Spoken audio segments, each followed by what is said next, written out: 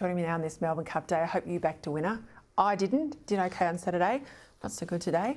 Is our Darwin Bureau Chief Matt Cunningham, and from Brisbane Bureau Chief there, of course, Adam Walters.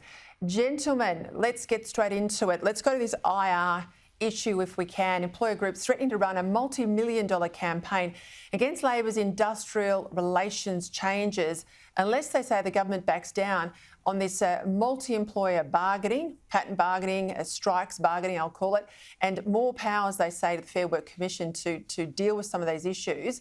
Matt, this is a really complex area of policy, but all sides admit it's likely to mean more strikes. Given the economy, given how tough it is, how do you think this is all going to play out?